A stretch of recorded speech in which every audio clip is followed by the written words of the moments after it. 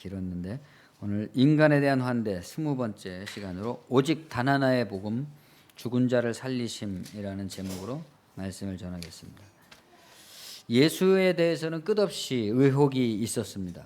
그분이 지상에 사셨을 때부터 지금까지도 수많은 예수 자신에 관한 의혹이 일고 있죠.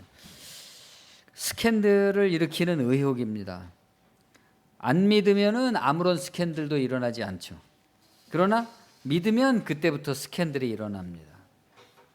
내가 진실로 진실로 너희에게 이르노니 문을 통하여 양의 우리에 들어가지 아니하고 다른 데로 넘어가는 자는 다 절도며 강도요 문으로 들어가는 이는 양의 목자라. 나보다 먼저 온 자는 다 절도요 강도니 양들이 듣지 아니하였느니라. 지금까지 유구한 전통을 가진 종교적인 내용들이 있었는데 이 30세에 불과한 예수는 그 모든 것을 다 절도고 강도다 이렇게 선언을 합니다. 자기보다 앞에 있었던 그 수많은 선생들, 여기는 사기꾼 엉터리 그런 것만을 얘기하는 게 아니죠. 고색 창연하고 멋있고 훌륭하고 대단했던 그 모든 분들까지 다 합쳐서 그것은 다 양의 문이 아니다. 어떻게 이런 선언을 할 수가 있을까요? 이런 선언을 하니까 스캔들이 안 일어날 수가 없는 거죠. 양들은 목자를 안다. 나는 선한 목자다. 사람들이 나를 믿지 않는 이유는 그들이 양이 아닌 까닭이다. 그들로 하여금 나를 믿지 못하도록 압박하는 바리새, 사두개, 제사장, 율법학자 이런 무리들은 더 나쁜 놈들이다. 그렇기 때문에 그들은 문을 통해서 양의 우리에 들어가지 아니하고 담을 넘고 들어가는 도둑에 불과하다. 어디서든지 누구에게서든지 그리스도는 스캔들을 일으킵니다. 왜냐하면 그동안 축적해온 모든 것을 다 부인해버리기 때문에 지금까지 금과 옥조로 여겨왔던 것을 부정함으로써 그리스도는 새로운 목자로서 양의 우리 가운데 육박하시는 거죠. 내 속으로 내가 나를 부인할 때만 그리스도께서는 나를 통해서 새롭게 앞으로 전진하시는 것이지, 내가 지금까지 내가 쌓아온 업적, 내가 쌓아온 스펙 이런 것을 통해서 뭔가를 하겠다. 그럴 때는 벌써 그거는 문제가 됩니다.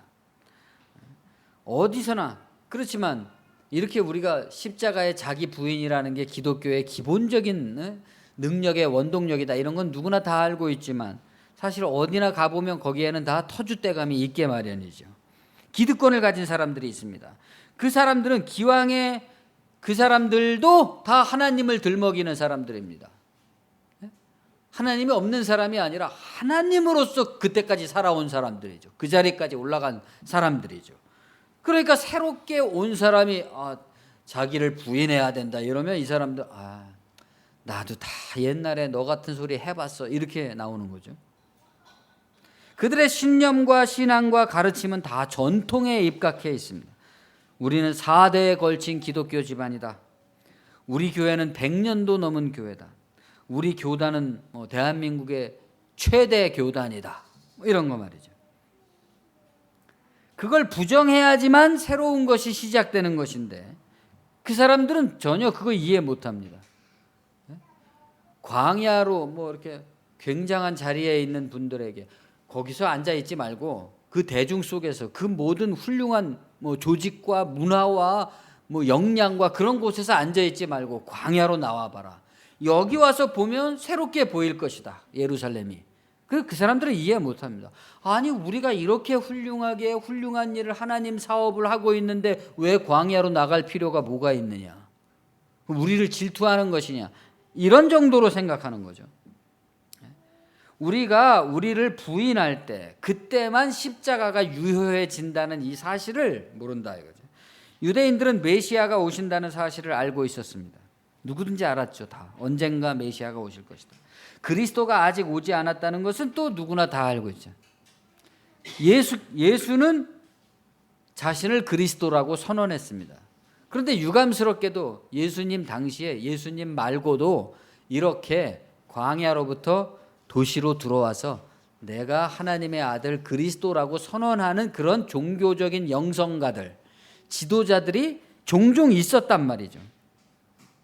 그러니까 헷갈리는 거예요. 구원은 반드시 필요하다. 구원은 누군가로부터 와야만 된다. 이건 누구나 알고 있죠. 우리도 알고 있죠. 내 인생을 생각해 보면 나에게 구원은 반드시 필요하고 언젠가는 그냥 이런 식으로 나의 믿음의 형태가 아니라 언젠가는 정말 절대절명의 그런 믿음이 나에게 와야 돼. 이런 거 누구나 다 알고 있습니다. 알고는 있지만 내 눈앞에 그것이 만약에 왔을 때 그걸 알아볼 수 있느냐는 건 다른 문제죠. 왜냐하면 우리들 주변에는 자기들이 구원의 선생이라고 주장하는 수많은 선생들이 있단 말이죠. 내 마음속에 영향을 끼치는. 그리스도는 바로 그러한 수많은 혼돈의 사태 가운데 왔다. 자기를 그리스도라고 얘기하는 수많은 선생들 속에 한 사람으로 왔단 말이죠. 스캔들이 일어날 것은 당연한 거죠. 의혹은 당연한 거죠.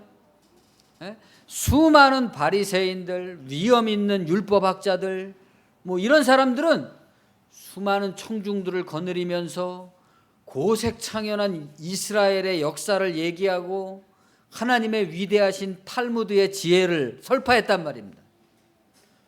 그런 선생들 밑에서 박수를 치고 오늘 강의 너무 좋았어요. 이런 사람들이 이 30살에 불과한 예수의 메시지를 과연 나의 구원의 메시지다 이렇게 받아들이겠습니까?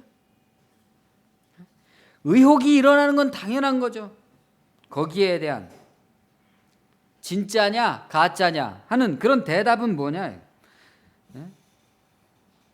많은 사람들이 성경에 보면 여러 번 예수께 와서 물어보는 거예요. 당신 정말 그리스도냐?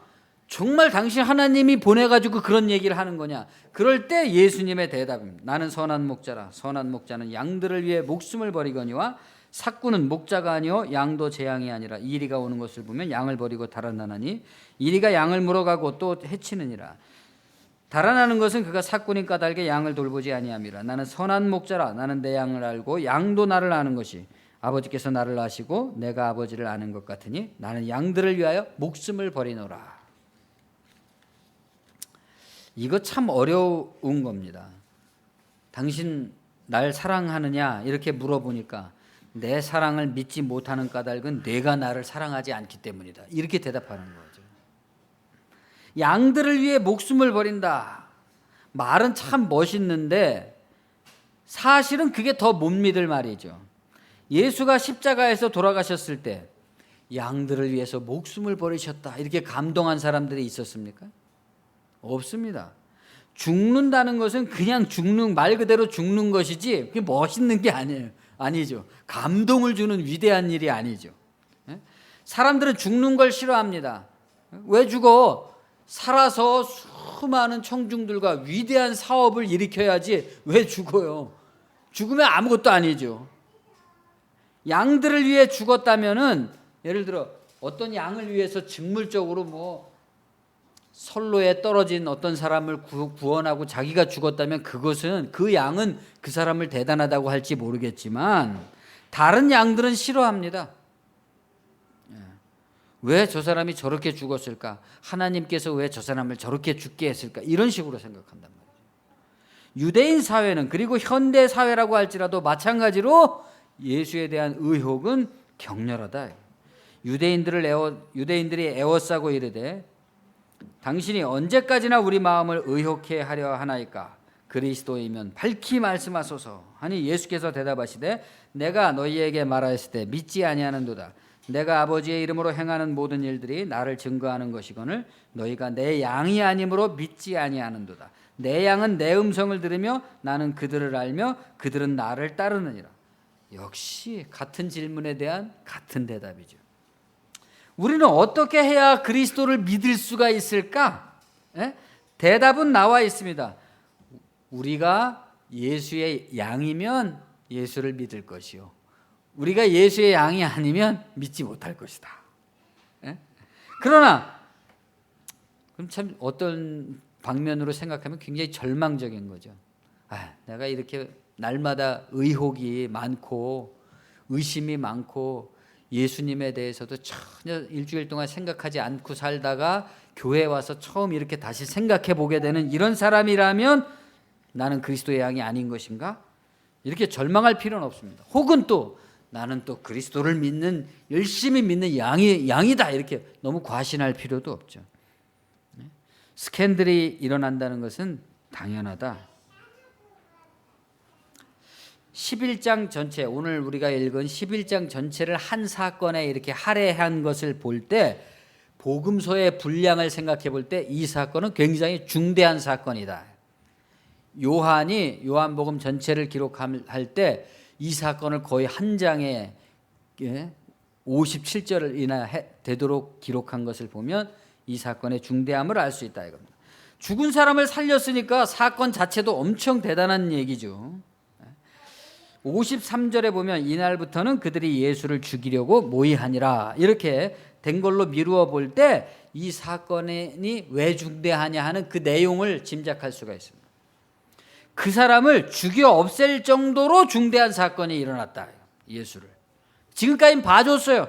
지금까지는 갈릴리 시골에서부터 3년 동안이나 전 유대 지방을 돌아다니면서 특히 유대인들이 싫어하는 사마리아 지방까지 그냥 막 통과해 가면서 하나님 나라를 선포하던 이 젊은 영성가를 지금까지는 그냥 속수무책으로 놔뒀단 말입니다.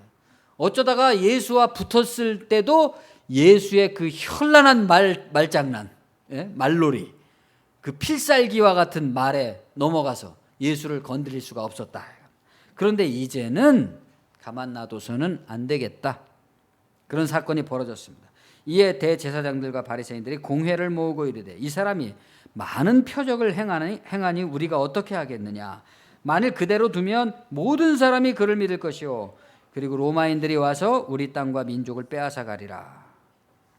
그 중에 한 사람, 그의 대제사장인 가야바가 그들에게 말하되 너희가 아무것도 알지 못하는도다. 한 사람이 백성을 위해 죽어 온 민족이 망하지 않게 되는 것이 너희에게 유익한 줄을 생각지 못하는도다. 그동안의 의혹에 대한 결정적인 표적이 나타났습니다. 사인이 나타났어요. 죽은 지 나흘이나 된 사람이 살아난 겁니다. 뭐 이 밖에 더 큰 표적이 있을까요? 이 세상에 어떤 우리가 믿어야 되는 표적이 있다면, 증거가 있다면 이거보다 더 큰 증거가 어디 있겠습니까? 그런데 바로 그 이유로 예수는 죽음에 넘겨진다. 그런 표적을 보였기 때문에. 그리스도라는 결정적 표적을 행하심으로써 그는 그리스도가 되어서는 안 된다는 결정적인 반동에 넘겨집니다. 왜 그럴까요? 그들은 왜 이렇게까지 예수를 배척하는 걸까요? 비록 엉터리 가짜들이기는 하지만 자기들 역시 하나님을 믿고 있는 사람들임에도 불구하고 왜 이렇게 거부해야 되는 걸까요?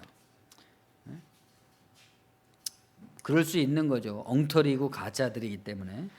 만일 그를 이대로 두면 모든 사람이 그를 믿을 것이요 그리고 로마인들이 와서 우리 땅과 민족을 빼앗아 가리라. 모든 사람이 믿는 것이 목표가 아니라 믿을까 봐 문제가 됩니다. 이 사람들에게는 모든 사람이 진실을 말하는 게 목표가 아니라 모두가 진실을 말하게 될까 봐 무서운 사람들이죠.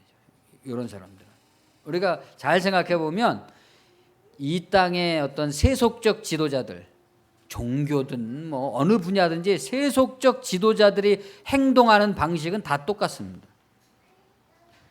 진실을 믿을까 봐가 문제가 되고 진실을 말할까 봐가 문제가 되죠. 로마인들이 와서 우리 땅과 민족을 빼앗아가리라. 이 말은 좀 복잡하죠. 만일 유대인들이 예수를 전적으로 믿게 되면 반로마 항쟁이 벌어질 것이고 그 결과 많은 사람이 죽고 지금보다 압제의 형편이 더 심각해질 것이다. 이런 예측인데 이런 예측은 어느 정도는 진실성이 있다고 보여질 수도 있겠죠. 예수님의 어떤 군중 동원 능력 같은 거를 보면 뭐 그런 폭력 사태나 그런 게 일어날 수도 있는 거죠. 그러나 가야바의 발언으로 미루어 볼 때 이런 논의, 이렇게 1단계, 2단계, 3단계에서 결론을 내리는 그런 논의 자체는 예수를 죽이기 위한 하나의 과정에 불과하다는 것을 알게 됩니다. 예수를 죽여야 되는 건 이미 결정된 사항인데 그 이유를 갖다 붙이는 거죠. 가야바라 민족을 위하여 이렇게 말했습니다. 이것보다 더 큰 이유가 없죠. 역사상 이 말보다 더 큰 명분이 없었습니다. 나라와 민족을 위하여.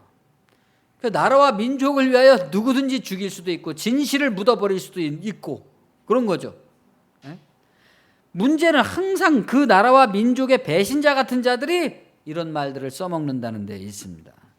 왜? 표적되지 못하도록 하기 위해서. 언제나 진실의 사인이 있잖아요. 우리 역사의 양심을 일깨우고 인간의 도덕성을 일깨워주는 어떤 사인이 있을 때 그걸 감춰야 되거든요. 그 사람들은 감춰야지만 자기들의 세상이 유지되죠. 그 표적이 표적이라는 것이 만천하에 드러나게 되면 그때 문제가 됩니다. 죽은 자가 살아났다는 표적이 온 천하에 알려지게 되면 어떤 문제가 발생할까요? 문맥으로 봐서 예수님은 나사로 지방과 매우 절친이셨음을 우리가 알 수 있습니다. 나사로뿐 아니라 마르다와 마리아 자매는 복음서 여러 곳에 그 행적이 나옵니다. 아마 신약 성서에 이름 나오는 사람들 중에 제일 많이 나오는 사람들일 거예요. 그녀들이 예수께 하는 말이나 행동들을 보면 마치 신랑감을 대하듯 한다는 느낌을 받게 됩니다. 본문에서도 예수님은 그 여자들에게 마치 초상집의 가장처럼 대접을 받고 있습니다. 초상집에 상주가 있잖아요. 그 모든 어떤 대사를 처리하고 주관하고 그 다음에 그 집안의 어떤 향방을 가늠하는 모든 사람들이 그래서 그 사람에게 대표로 조문을 하고 뭐 그런 대표가 있잖아요. 근데 마치 여기서 예수를 자기 집안의 가장인 것처럼 이렇게 대하고 있다. 그러나 예수님은 나사로가 병들었으니까 속히 와주십시오 하는 마르다와 마리아 자매의 전가를 받고도 이틀이나 가질 않았습니다. 그리고서는 한다는 말씀이 이 병은 죽을 병이 아니라 하나님의 영광을 위하며 하나님의 아들의 이로 말미암아 영광을 받게 하려 함이라, 이런 말씀을 하십니다. 한마디로 말하면 이 사건은 나를 위한 표적이 될 것이다 라는 말입니다. 내가 진짜 그리스도라는 표적이 될 사건이기 때문에 나사로는 죽지 않을 것이다. 나사로의 병은 죽을 병이 아니다. 그런데 실제로 나사로가 죽었습니다. 예수님의 말씀은 반만 맞았죠. 자신을 위한 표적이 되기 위해서 나사로는 죽어야 된다. 그러나 이 병은 죽을 병이 아니라는 말씀은 결과적으로 틀린 말이 됐습니다. 죽었으니까. 따라서 이 말이 맞는 말이 되려면 단순히 나사로를 다시 살린 사건에 속하는 말씀이 아니라는 것을 우리가 이해해야 되는 거죠. 이 병은 죽을 병이 아니다. 이 말은 내가 금방 살린다는 말이 아니라 보다 최종적인 의미에 걸리는 얘기라는 거죠. 나사로뿐 아니라 모든 인간들이 앓고 있는 이 병은 죽을 병이 아니라는 겁니다. 그래야만 이 말이 맞는 말이 된다. 그럼 이 병은 어떤 병을 가리키는 거냐? 첫째는 물론 나사로의 병을 가리키는 것이고 두 번째로는 아마 제자들의 병일 것입니다. 나사로가 병들었다 함을 들으시고 그 계시던 곳에 이틀을 유하시고 그 후에 제자들에게 이르시되 유대로 다시 가자 하니 제자들이 말하되 랍비여 방금도 유대인들이 돌로 치려 하였는데 또 그리로 가시려 하나이까? 예수께서 대답하시되 낮이 12시간이 아니냐? 사람이 낮에 다니면 이 세상에 빛을 보므로 실족하지 아니하고 밤에 다니면 빛이 그 사람 안에 없는 거로 실족하느니라. 이 말씀을 하신 후에 또 이르시되 우리 친구 나사로가 잠들었도다. 그러나 내가 깨우러 가노라. 제자들이 이르되 주여 잠들었으면 낫겠나이다. 예수는 그의 죽음을 가리켜 말씀하신 것이나 그들은 잠들어 쉬는 것을 가리켜 말씀하신 줄 생각하는지라. 이에 예수께서 밝히 이르시되 나사로가 죽었느니라. 내가 거기 있지 아니한 것을 너희를 위하여 기뻐하노니 이는 너희로 믿게 하려 함이라. 그러나 그에게로 가자 하시니 디두모라고 하는 도마가 다른 제자들에게 말하되 우리도 주와 함께 죽으러 가자. 제자들은 예수의 의중을 도무지 모르고 갈팡질팡하고 있는 거죠. 그는 그를 그리스도라고 믿기는 믿고 있지만 그리스도가 뭔지 모르니까 답답한 겁니다. 유대로 가자 하니까 나사로가 죽었다. 유대로 가자 하면 너무 뻔한 건데 그 와중에서도 돌 맞을 걱정을 하는 거죠. 아니 금방도 유대에서 맞아 죽을 뻔했는데 또 그리로 가십니까? 예수는 아직 밤이 이르지 않았다 이렇게 대답을 하십니다. 이런 어려운 말을 이해하겠어요? 제자들이? 그리스도와 함께하는 시간이 낯이고 빛이다. 내가 세상에 있는 동안은 곧 세상의 빛이다 그러셨잖아요. 빛과 같이 다니면서 돌 맞을 거를 무서워하고 있는 거죠.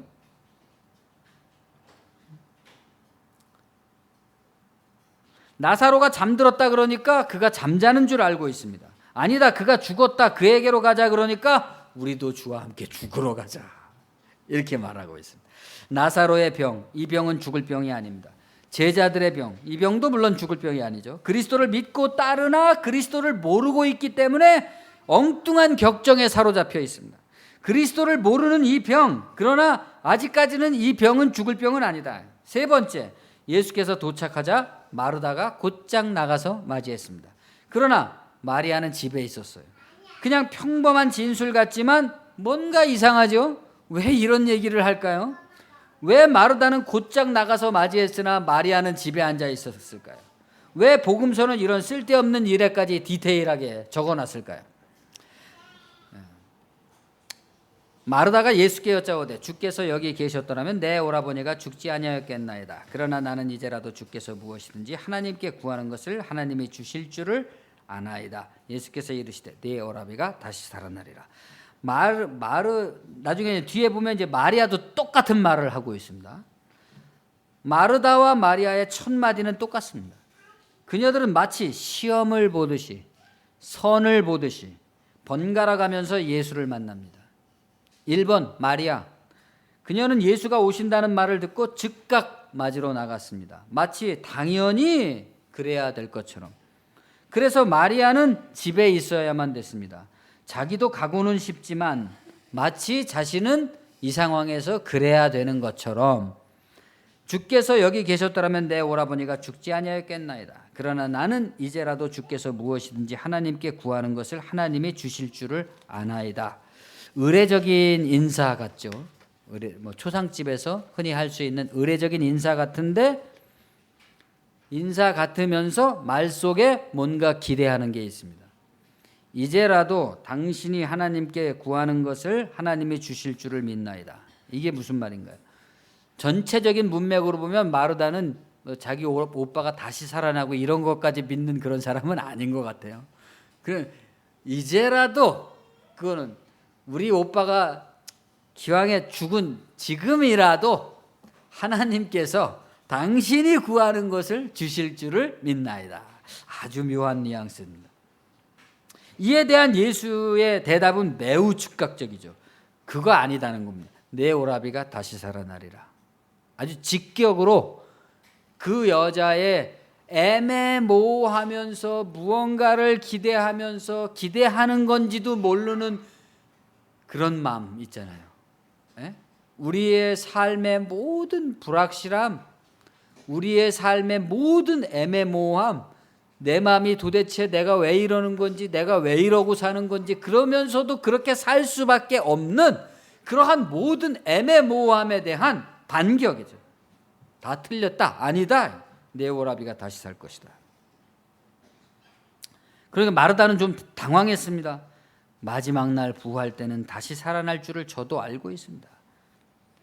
그냥 곧바로 다시 공격하시는 거예요. 틀렸다. 나는 부활이요 생명이니 나를 믿는 자는 죽어도 살겠고, 아주 그냥 이게 좀 약간의 어떤 억지 과장이잖아요. 죽어도 사는 거고, 무릇 살아서 나를 믿는 자는 영원히 죽지 아니하리라. 너 정말 이걸 믿어? 이렇게 묻고 있습니다. 주여 그렇습니다. 주님은 그리스도이시고 세상에 오시는 하나님의 아들이시라 내가 믿습니다. 물러났습니다. 네? 완전히 물러난 거죠. 자, 그럼 마르다는 합격입니까? 불합격입니까? 마르다는 아마 속으로 실망을 했을지도 모르겠습니다. 제2번 마리아. 마르다는 돌아가서 가만히 그 자매 마리아를 불러서 얘기합니다. 선생님이 오셔서 너를 부르신다. 마리아가 이 말을 듣고 급히 일어나 예수께로 나아갑니다. 마치 자신의 차례가 됐다는 것처럼. 더 이상한 거는 예수님은 그때까지 마을 어귀에서 안 들어오고 계신 거예요. 안 들어오고 마르다가 맞이했던 곳에 그대로 계십니다. 재미있는 것은 마리아하고 함께 집에 있어서 마리아를 위로하러 왔던 유대인들은 그녀가 급히 일어나 나가는 것을 보고 곡하러 무덤에 가는 줄로 생각하고 따라갔다. 이런 설명입니다. 자질구레한 설명인데 뭐 그런 거 있잖아요. 문학적 그 기법 중에서 엉뚱한 소리를 하면서 그날의 전체적인 스케치를 이렇게 보여주는 그런 효과가 아닌가 하는 거죠. 초상집 이야기고 장면이지만 뭔가 감추어진 듯 이 두 자매의 행동들은 흥미진진하다. 또 거기에 이렇게 맞춰서 행동하시는 예수님의 행동도. 마리아가 예수 계신 곳에 가서 배웠고 그 발 앞에 엎드렸습니다. 주께서 여기 계셨더라면 내 오라버니가 죽지 아니하였겠나이다. 통과. 그 다음은 뭐예요? 똑같은 거죠. 이하 동문. 그리고 예수께서 비로소 그녀가 우는 것과 또 함께 온 유대인들이 우는 것을 보시고 심령에 비통히 여기십니다. 그를 어디다 두었느냐 이르시되 주여 와서 보옵소서. 예수께서 눈물을 흘리시더라. 예수님이 눈물을 흘렸다는 장면이 복음서에 한 적어도 2장면 정도는 나오지만 여기서 눈물을 흘렸다는 것은 의미가 굉장히 깊은 의미잖아요. 지금까지 전개되어 온 과정으로 놓고 볼 때 도저히 자기의 지금까지 전파한 자기가 누군지, 복음이 뭔지, 복음의 정수가 뭔지, 뭘 하려는 것인지 이것을 이해시킬 수도 없고 납득시킬 수도 없고 그럼에도 불구하고 자신은 자기의 길을 가야만 된다는 그런 상황에서 마르다와 마리아의 이야기는 신랑을 선보는 것 같은 뉘앙스를 풍기고 있습니다. 아주 이상한 장면은 아니죠. 나사로는 이 집안의 가장입니다. 이 자매들은 나사로에게 속해 있습니다. 예수는 그들과 아주 친했습니다. 어쩌면 이 자매들은 속으로라도 예수님을 그들 가운데 한 사람의 장래 신랑감으로 여겼을 수도 있죠. 뭐 충분히 가능한 거 아니겠어요? 우리는 예수님을 주님 이렇게 다 알고 있잖아요 이미. 근데 그 사람들은 시골 갈릴리에서 올라오신 분이란 말이죠. 지금 그런 역사적 현장을 우리가 생각해야 된다. 여기서 신랑감이라는 것은 나사로를 대신한 메시아 역할을 말하는 거잖아요. 그녀들이 맞이한 현실적 삶의 절망은 가장의 죽음입니다.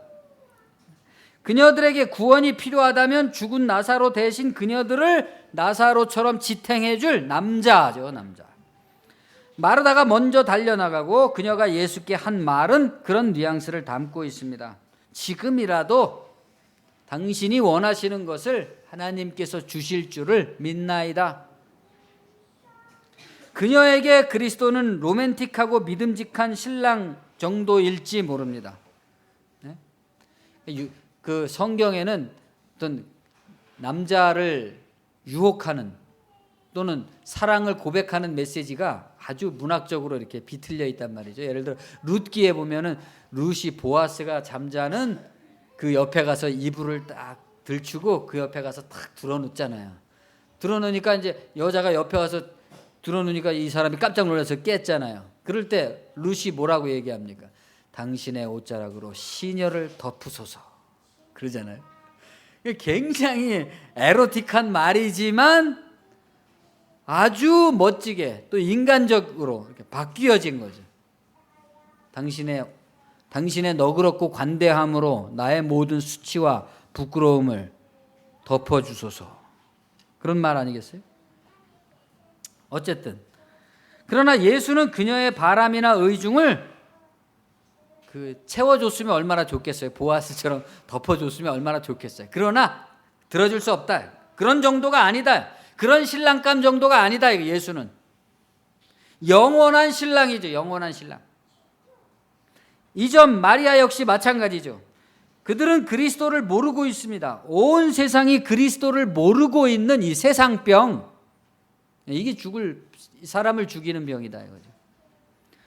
어떤 그리스도냐? 나는 부활이요 생명이니 나를 믿는 자는 죽어도 살겠고 무릇 살아서 나를 믿는 자는 영원히 죽지 아니하리라. 뭐 우리가 수도 없이 기독교인들이 말로 뭐 절기 때마다 해온 말이지만서도 이 말을 과연 우리가 어떻게 믿고 있느냐? 어떻게 이 말 때문에 우리 삶이 어떻게 변화될 수 있느냐 하는 데까지 가느냐 이거죠. 가지 않는 것은 이 말이 실제로는 우리를 그렇게 작동하도록 만들지 못한다는 거예요. 예를 들어서 그런 경험들이 많으실 거예요. 우리가 몸이 아프고 뭐 굉장한 위기에 봉착했을 때는 정말 이제 신앙적으로 뭐 영성적으로 이게 살기로 결심을 하죠. 네?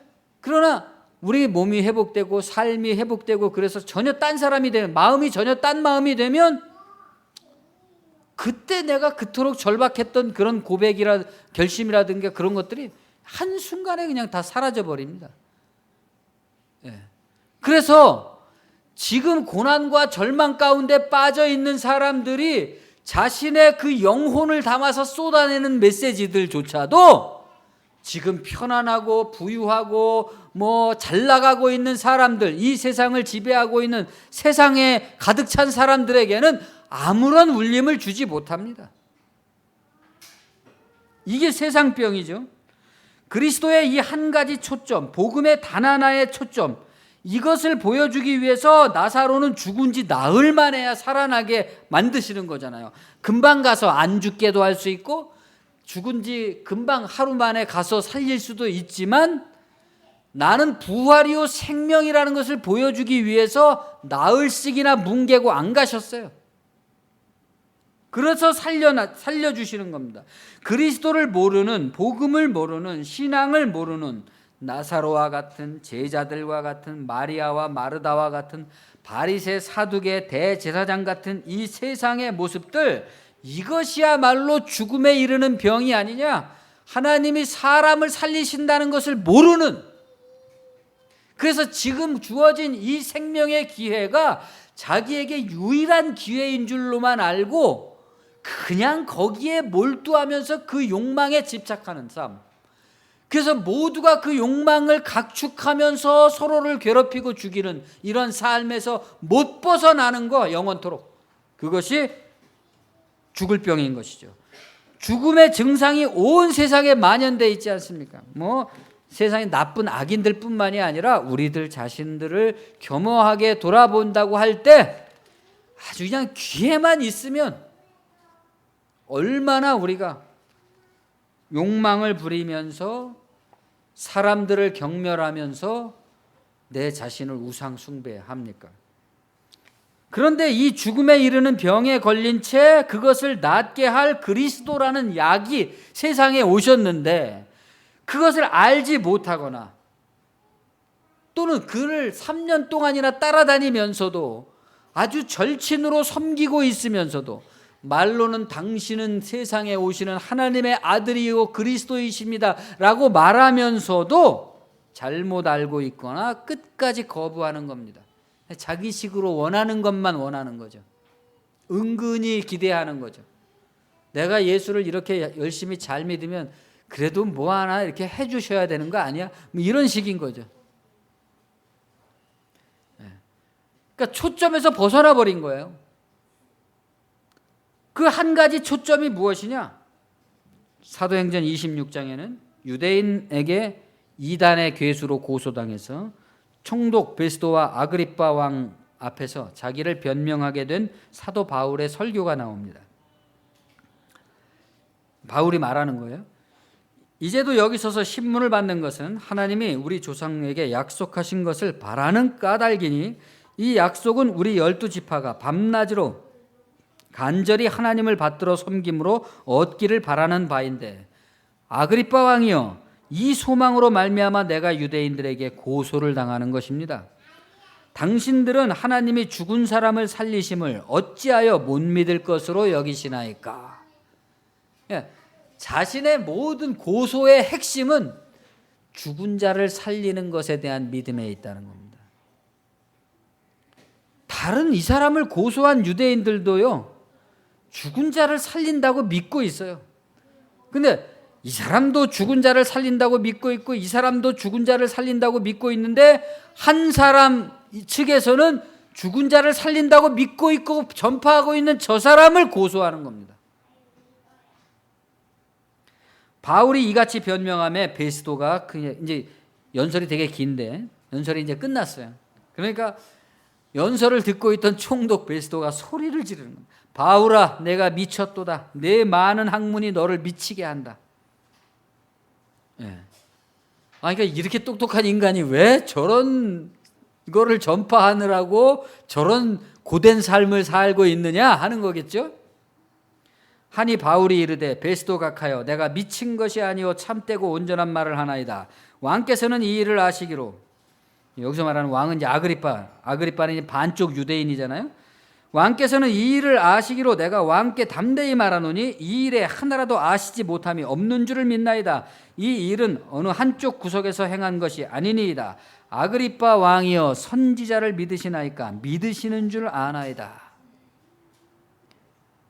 그 모든 유대 선지자들의 그 메시지, 그것도 다 여기에 수렴된다는 거죠. 죽은 자를 살린다는 거죠.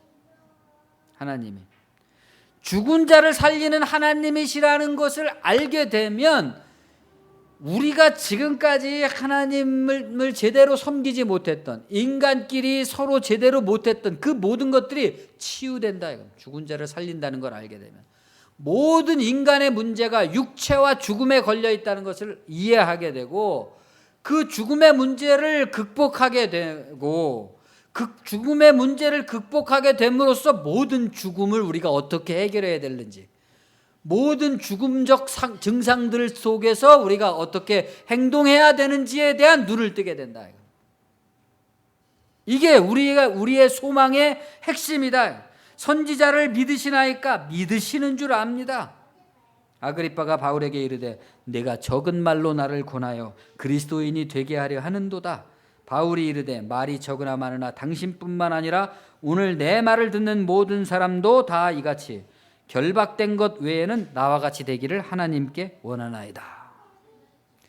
아주 그냥 끝내주는 남자죠. 죽을 때까지 그냥 내가 바라는 것은 이것이다. 그때도 지금도 언제까지나 감추어져 있고 감추려 하고 끝끝내 의혹 가운데 밝혀지지 아니한 오직 단 하나, 기독교에서 오직 단 하나가 있습니다. 부활이죠. 부활의 신비. 그것이 하나님께서 죽은 자를 살리신다는 이 비밀입니다. 그냥 믿는다고 단순히 고백하고 몸이 다시 살며 영원히 사는 것을 믿사옵나이다. 아멘. 아무리 외쳐도 소용없다 이거죠. 그냥 입으로. 정말 죽은 자를 살린다는 게 뭐냐? 죽은 자를. 우리 곁에는 얼마나 많은 죽은 사람들이 있습니까? 우리 아버지, 할아버지, 가족들, 돌아가신 많은 분들이 있잖아요. 하나님은 죽은 자를 살린다고 믿게 될 때 우리의 삶은 어떻게 달라지느냐? 우리 사회는 수많은 죽음들이 있잖아요. 억울한 죽음들, 한 맺힌 죽음들. 하나님은 죽은 자를 살리신다 이렇게 믿게 될 때 우리의 삶은 어떻게 되겠느냐? 그 죽음을 대하는 우리들의 태도는 어떻게 되겠느냐? 그를 믿는 자는 죽지 아니하고 그를 믿는 자는 죽지 않았다. 죽음을 이기고 죽음을 극복하고 다시 살아난다. 이런 비밀입니다. 그 비밀이 비밀에 붙여져 있을 때는 죽음이 온통 우리 삶을 지배하고 있습니다. 그러나 그 비밀이 더 이상 비밀이 아닐 때 어떤 개인의 신앙 고백을 통해서 어떤 개인의 삶으로 육박하신 그리스도로 말미암아서 그 삶의 모든 삶의 부분으로서 작동하게, 원동력으로 작동하게 될 때 그것은 더 이상 비밀이 아니게 된다. 나에게 오직 단 하나의 믿음으로 인식되게 되는 거죠. 그래서 종교에 미친 사람들은 이 베스도가 말하는 것처럼 내가 많은 학문 때문에 미쳤구나 이런 말을 들을 수밖에 없죠. 거기로부터 삶의 새로운 표현 양식이 나타납니다. 우리를 지금까지 지배해오고 다스려오고 이끌어왔던 그런 수많은 욕망과 또 목표와 그런 것에 의한 삶이 아니라 죽은 자가 다시 살아난다는 그 새로운 삶의 소망, 그것이 만들어내는 삶으로서의 새로운 표현 양식이 나타나게 됩니다. 부활의 증인된 삶이다, 이렇게 말할 수가 있겠죠. 예수께서 이 나사로를 살리시기 전에 흘리신 눈물은 온 세상에 이 복음이 전파돼야 될 때, 전파될 때에만 씻길 수가 있을 것입니다. 기도하겠습니다. 주님, 은혜를 감사합니다. 오직 단 하나의 복음이 우리에게 있는 줄 압니다. 있음에도 불구하고 우리가 깊은 세상병에 걸려서 이 복음의 중대함을 깨우치지 못하고, 죽은 자를 살린다, 우리의 모든 죽음도 다시 살아나고, 내가 아는 모든 죽음도 다시 살아나고, 거기에 죽음은 없다는 것을 우리가 이해하고 받아들이기가 참으로 어려울 정도로 우리는 세상의 지배를 받고 어둠의 지배를 받고 있습니다. 주님, 주님께서 우리에게 빛으로 오시고 생명으로 오시고 물로 오셔서 우리의 삶을, 건조하고 죽은 삶을 새롭게 살아나게 도와주시고, 우리의 영감을 일깨워 주시고, 우리의 생활 가운데서, 우리의 가족관계 속에서, 우리 자신의 삶의 향방 가운데서 이러한 부활의 증인으로서, 다시 살아남의 목표와 소망을 가진 사람으로서, 그러한 견결하고 단호함과 겸손하고 따뜻함과 관대함과 인내를 우리가 풍부하게 도와주시고, 또한 지혜와 사랑을 간직할 수 있도록 인도하여 주심으로, 이 세상에 가득한 의혹과 스캔들과 또 진실을 감추고 생명을 거부하려고 하는 이 모든 싸움으로부터 우리가 망가지지도 아니하고, 또 그 싸움도 성공적으로 해낼 수 있는 지혜를 우리에게 허락하여 주시옵소서. 예수님의 이름으로 감사하며 기도합니다. 아멘.